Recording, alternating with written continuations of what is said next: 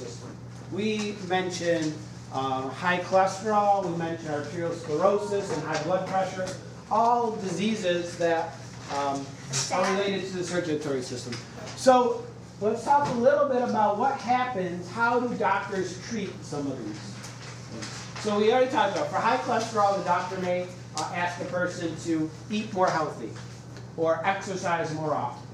And those are things that could be helpful to lower someone's cholesterol. But if the cholesterol and other plaques are building up inside of arteries, that can be a problem.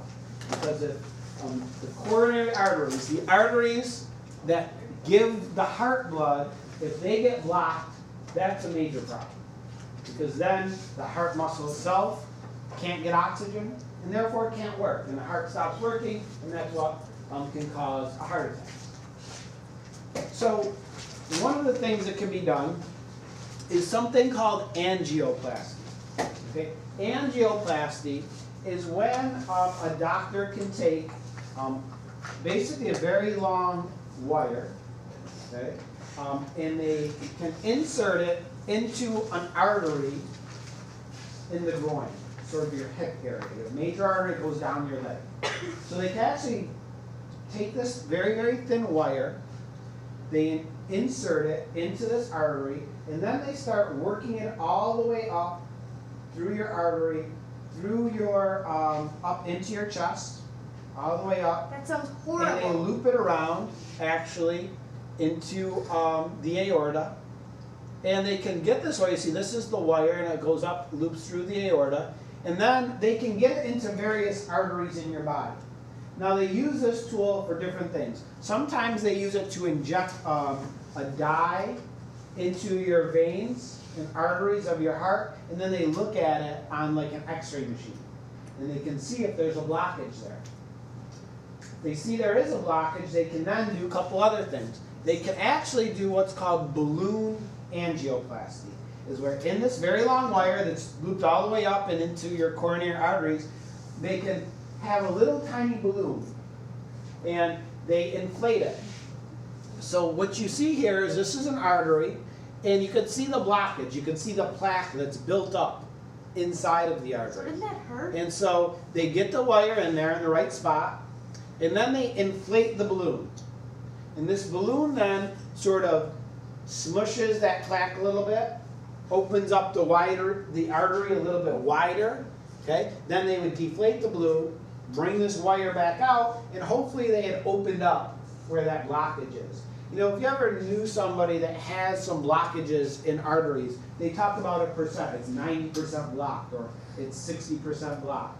If it's 90, it means it's only a tiny little area for blood to actually flow through. So once they open it up, they may be able to create a wider space for blood to actually get to your heart muscle.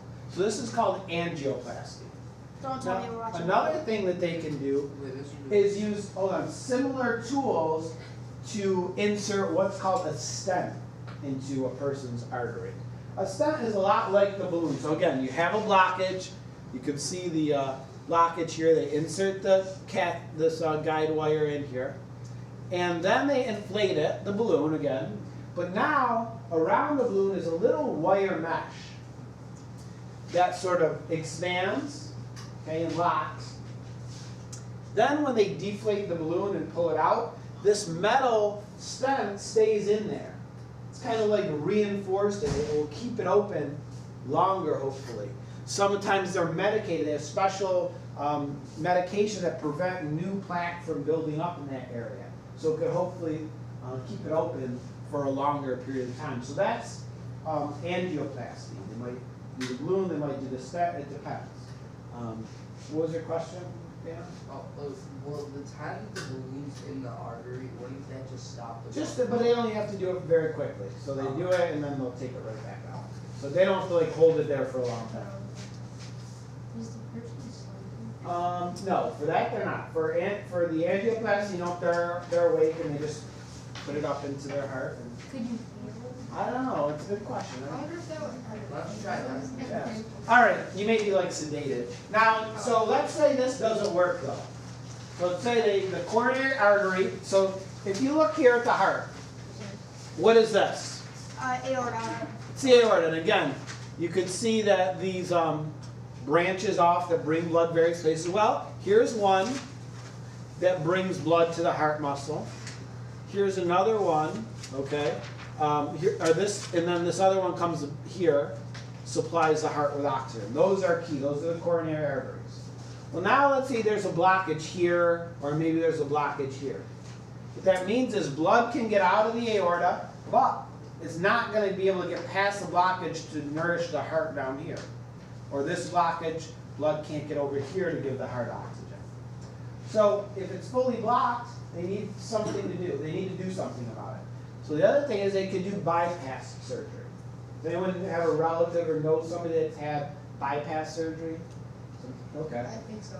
All right, so bypass surgery, what they do is they're trying to get around this blockage in some way. I thought that was for So weight loss. what they can do is they can take a vein from a person's leg down here or in their chest, and they basically cut it out of their leg. Then they take it and they attach it up here. So what the doctor did in this bypass surgery is they took a vein, okay, from this person's leg. They attached part of it to the aorta here. Then they attach the other part down here. So now you could, if you trace how blood's going to flow as it goes through the aorta, some of that blood will go down, it gets past the blockage, and it supplies these arteries with blood. So we kind of went around that blockage. So it's just another way to get the blood. Yeah, it's just sort of like if you were in a traffic jam on the highway, you might get off the highway, go around the traffic jam and get back on, and you could still get to the same place. You went around, you avoided that. Same thing over here. This is a little different. Here they took the artery from the inside the chest, and again, they attached it up here, and now it's going past the blockage, supplying blood, sort of taking an alternate route so that the heart can still get the blood. Are they Olivia? asleep for that? If there's too much blood flow before the blockage, could the vein like pop? It could, but generally it doesn't. There is an aneurysm is like a rupture of a blood vessel. That can happen sometimes. Hannah? So the vein is kind of becoming an artery? Sort of, yeah. Okay, my grandma had surgery since, something going with her brain. And what is a stent? Can you The stent? Yes. It's just like that reinforcement. It's just like a wire that they hold open a blood vessel with if it wasn't open before. So that's what my I don't know, maybe. CJ asked if you're asleep. Yes, for this surgery. So this is pretty major surgery. It's Is it like changed open a heart? little bit since in the last, 10 or 15 years. And we'll talk about that next. Didn't it used to be like, or isn't it, can't you do it for weight loss, a little bit of weight? Not for this. That's a different type of surgery. Rib spreader? So- Oh my god! The way this surgery used to be done frequently, so they have to obviously operate on your heart. So that's major surgery. What you would be knocked out. Okay. Okay. They would then, so your heart is protected by your sternum and rib cage. So they would have to basically saw through your sternum, through this bone, God! and then they would put this rib spreader in.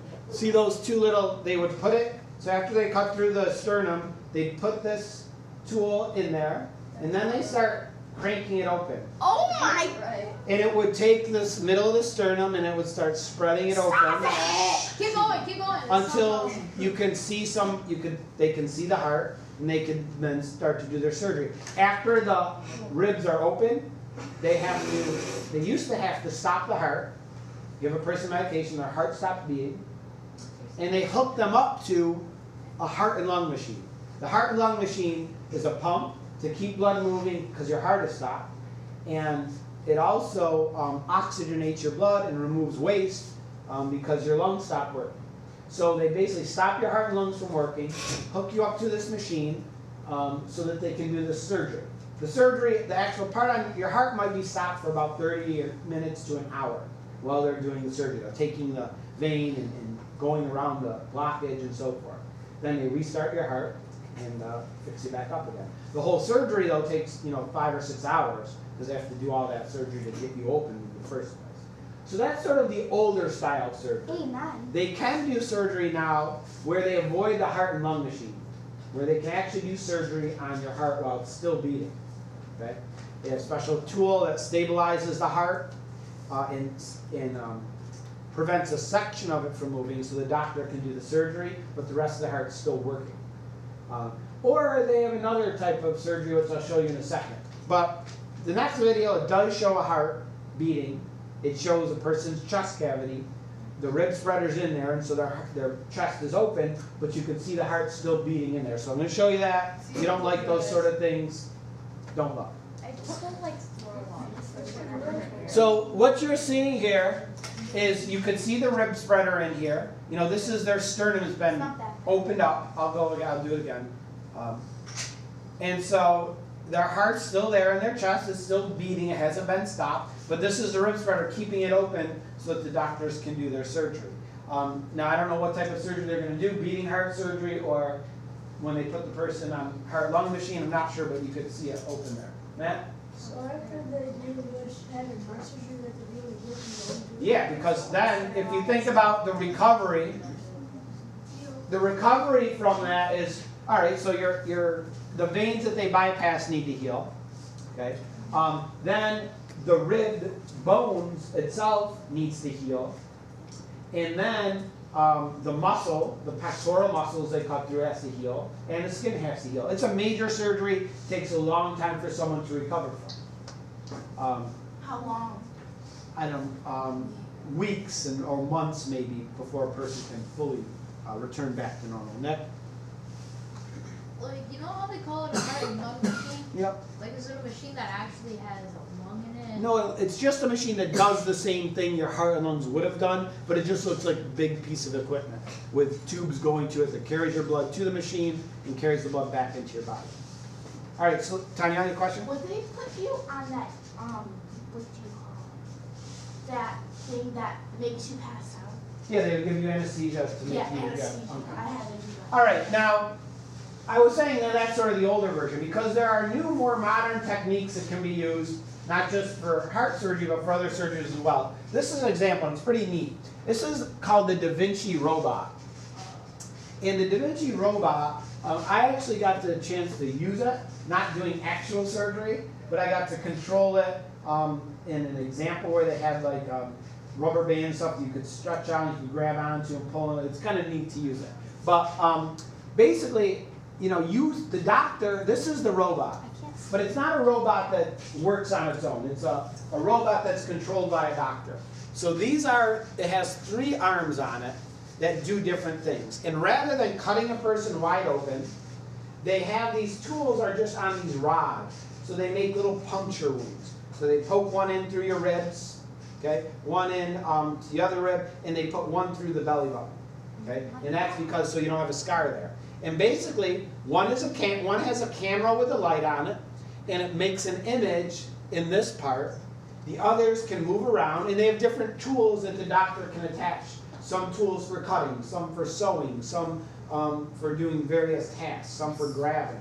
And then the doctor is actually sitting on the other side of the room, looking through his thing, you control it with your fingers.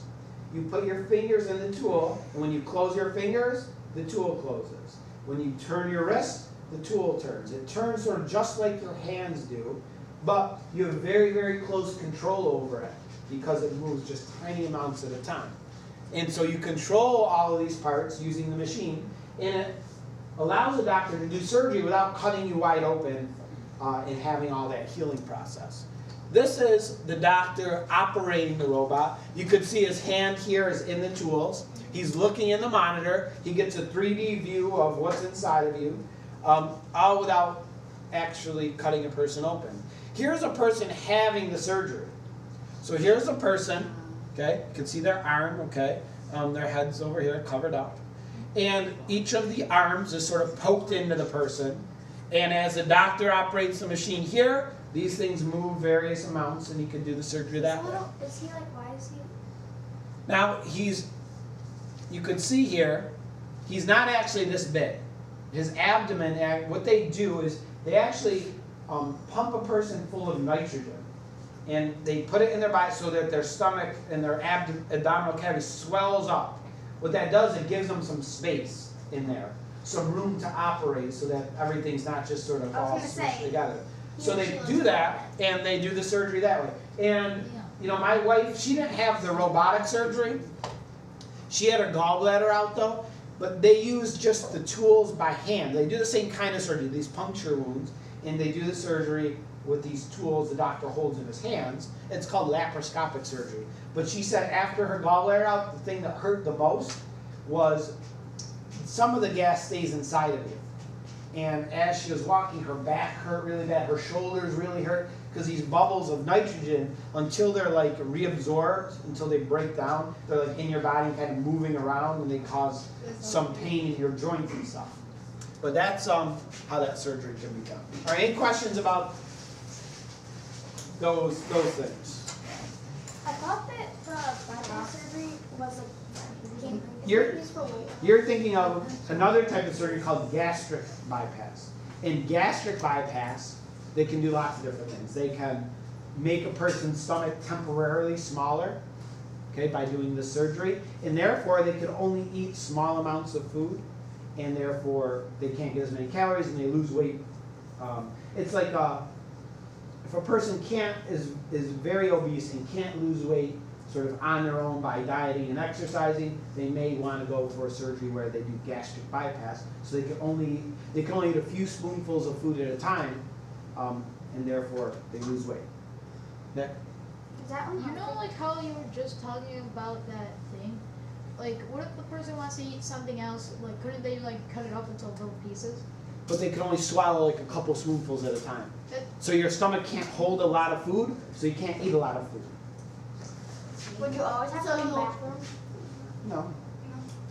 Mr. DeRose, how come people can't lose weight on their own though? It's just because they may have a slow metabolism, or they just are so obese that Can't it's too stand much. up. It's not manageable for them to do sort of with normal dieting and exercise.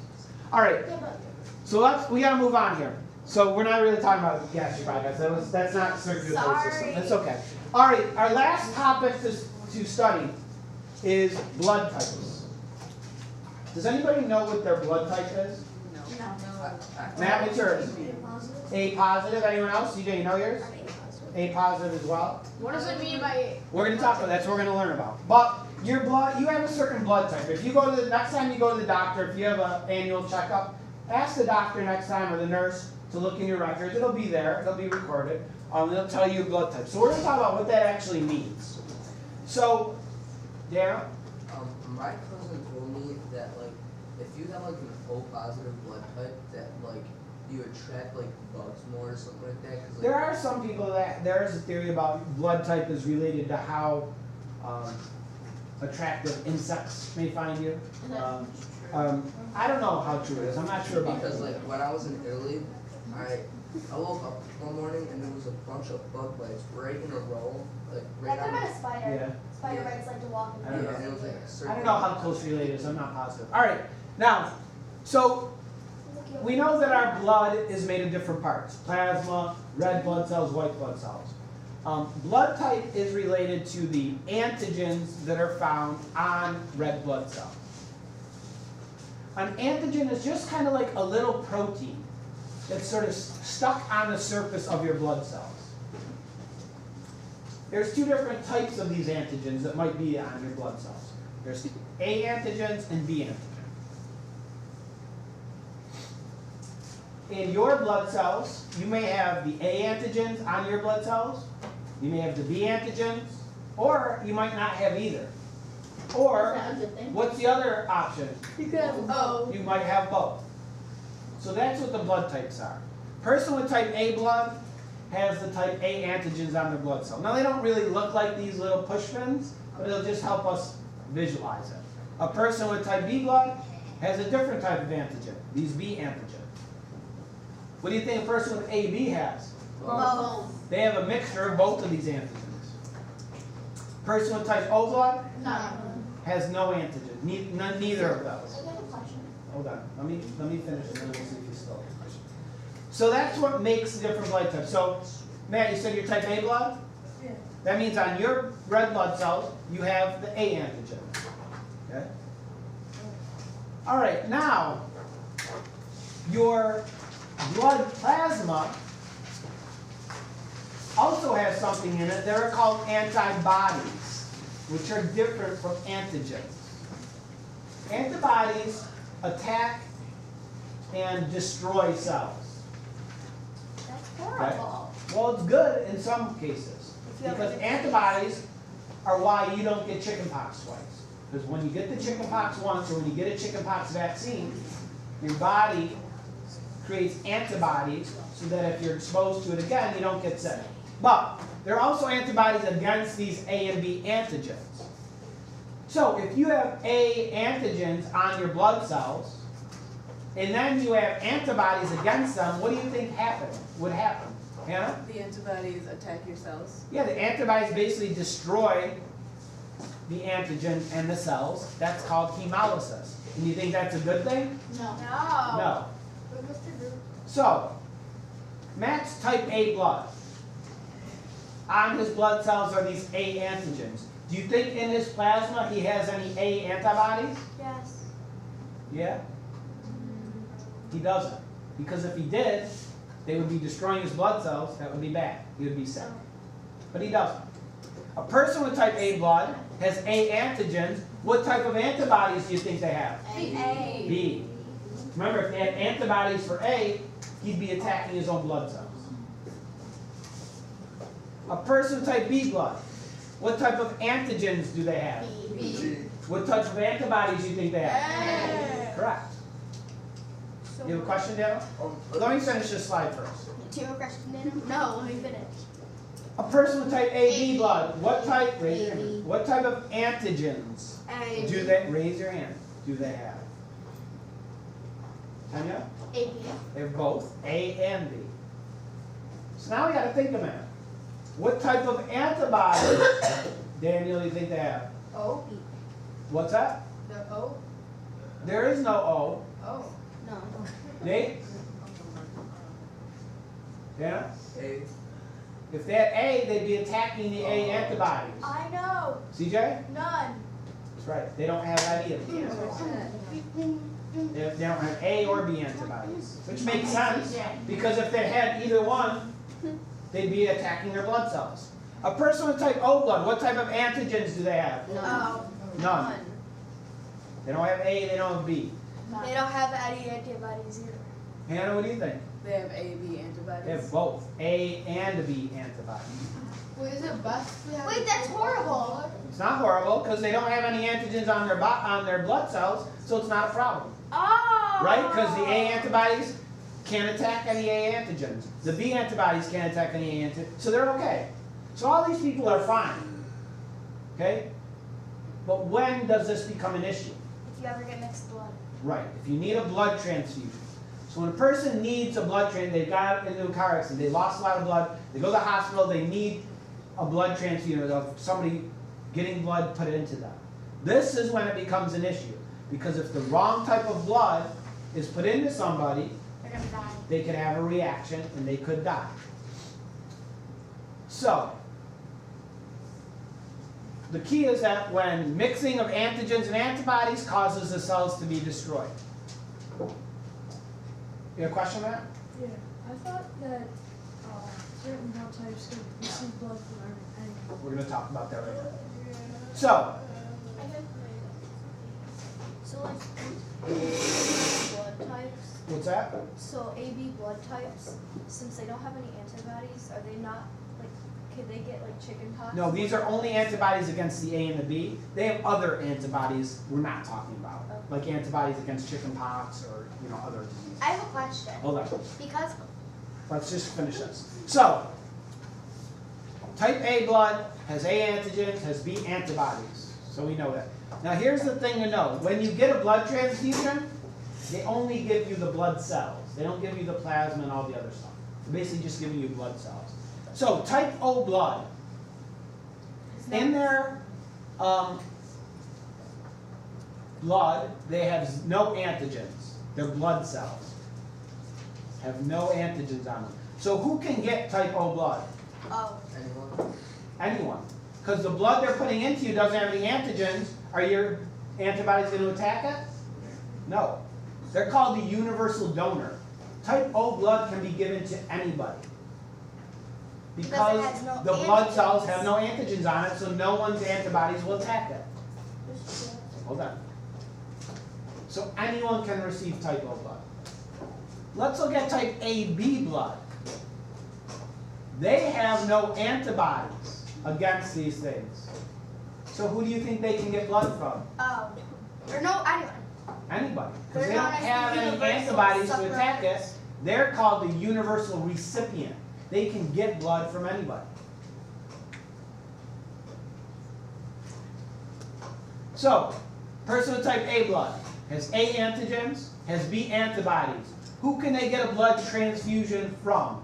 Oh. Hannah? People with A antigens. People with A blood or Oh. O? Because again, the O doesn't have any antigens to interfere. A person with type B blood has B antigens. They have A antibodies. Who can they get a transfusion A&O. from? Kristen. B or O. B or O. A person with type AB blood. AB. Hold on. Has A and B antigens on their blood cells. No antibodies. Who can they get a transfusion from? CJ? A, B, AB, and O. Yes, they can get it from anybody. And finally, a person with type O blood has no antigens, but they do have A antibodies and B antibodies. Who can they get blood from, Daniel? Only other type O people, yes. Hello?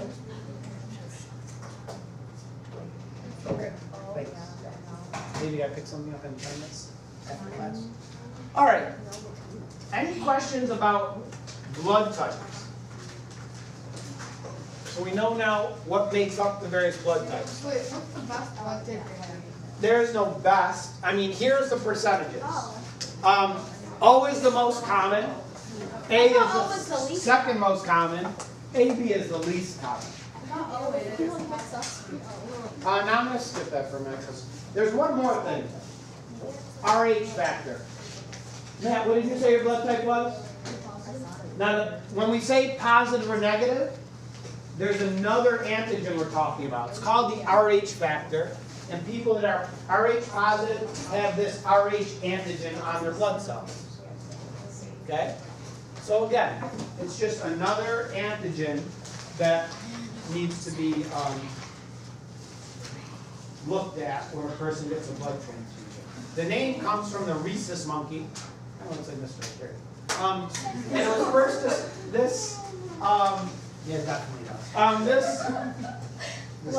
This was discovered on the rhesus monkey blood cell and was later found in human blood cells as well.